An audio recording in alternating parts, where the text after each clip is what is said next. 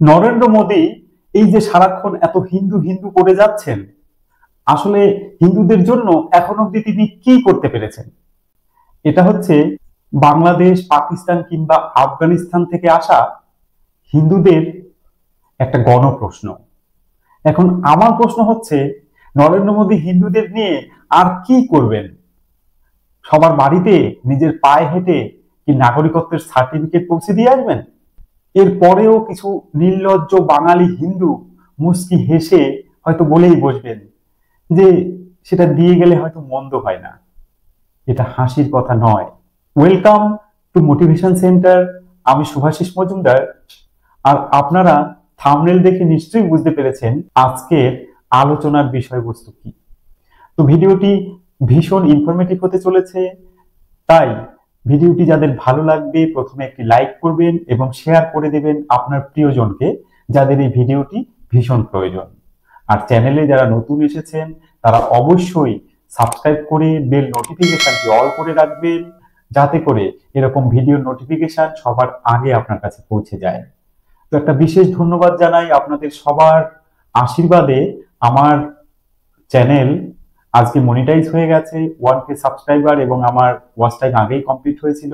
তাই আমি আমার সকল সাবস্ক্রাইবারকে অসংখ্য ধন্যবাদ জানাই। আপনারা এরকম করেই আমাকে সাপোর্ট করে যান, এই আশা আমি আপনাদের কাছে রাখছি। তো চলুন আর বিলম্ব নয়। ভারতবর্ষের বিভিন্ন জায়গায় হিন্দু মতুয়া থেকে শুরু করে বাংলাদেশ থেকে আগত কিংবা পাকিস্তান, আফগানিস্তান থেকে আগত বিভিন্ন ধর্মের যারা নির্যাতিত নিপীড়িত হয়ে এসেছেন, হিন্দু, বৌদ্ধ, খ্রিস্টান, জৈন, শিখ, পার্সি, সবাই একাধারে গ্রেপ্তার হচ্ছিলেন। এর কারণ হচ্ছে ভারতবর্ষের সুরক্ষার জন্য 1920 সালের পাসপোর্ট অ্যাক্ট এবং 1947 সালের ইমিগ্রেশন অ্যান্ড ফরেনার অ্যাক্ট, এটা মিলিয়ে 4 April 2015 immigration and foreigner acts বলে একটা নতুন অ্যাক্ট তৈরি করেছিল। অর্থাৎ যে অ্যাক্টের ফলে বাইরে থেকে আসা যদি কেউ বিনা পাসপোর্টে ঘুরে বেড়ায় তারা অ্যারেস্ট হবে। এই ঘটনার পরিপ্রেক্ষিতে পশ্চিমবঙ্গের শিলিগুড়ি সহ বিভিন্ন জায়গায় বিভিন্নভাবে হিন্দুরা অ্যারেস্ট হচ্ছিল। তখন কিন্তু বিভিন্ন দিকে রাজনৈতিক মহলে বিভিন্ন রকমের আওয়াজ উঠে গেছিল যে হিন্দুস্তানে হিন্দু কেন গ্রেপ্তার হচ্ছে। আমি এরকম একটা ভিডিও তৈরি করেছিলাম যে কেন গ্রেপ্তার হচ্ছে, এটা ভারতবর্ষের সুরক্ষার জন্য। কারণ অনেক স্লিপার সেল জঙ্গিরা হিন্দু নাম ধরে এখানে ঘুরে বেড়াতে পারে। এর পরপরই 1 সেপ্টেম্বর 2025 সালে স্বরাষ্ট্র দপ্তর থেকে যে গেজেট প্রকাশিত হয়, সেটা হচ্ছে এই যে 2024 সালের 31শে ডিসেম্বরের মধ্যে ভারতবর্ষে যদি পাকিস্তান, আফগানিস্তান, বাংলাদেশ এখান থেকে ধর্মীয়ভাবে নিপীড়িত ওই বিশেষ ধর্মাবলম্বী লোকগুলো যদি এখানে আসে, তাদেরকে না ডিটেনশন ক্যাম্পে পাঠানো যাবে, না তাদেরকে গ্রেপ্তার করা যাবে, না তাদেরকে পুশব্যাক করে পুনরায় তাদের দেশে ফেরত দেওয়া হবে। যেহেতু আমি বাংলায় কথা বলি, আমার কথাগুলো যারা বুঝতে পারবেন তারা পাকিস্তান আফগানিস্তান নয়, তারা অবশ্যই বাংলাদেশের। অনেকেই আমাকে প্রশ্ন করে থাকে যে এত বাংলাদেশ বাংলাদেশ কেন করো? বাংলাদেশ বাংলাদেশ করার একটাই কারণ, সেটা হচ্ছে আমি যে বাংলায় কথা বলি এই কথাগুলো আফগানিস্তান বা পাকিস্তানের কোনো নিপীড়িত লোক এই ভাষাটা বুঝতে পারবে না। আমার ভাষা বাংলা, সেহেতু এই ভাষাটা বাংলাদেশি লোকজনই বুঝতে পারবে, পশ্চিমবঙ্গের লোক বুঝতে পারবে, বুঝতে পারবে আসাম বা ত্রিপুরার লোকজন, যারা বাংলা ভাষায় মোটামুটি দক্ষ, অর্থাৎ বাংলা ভাষা বুঝতে পারে।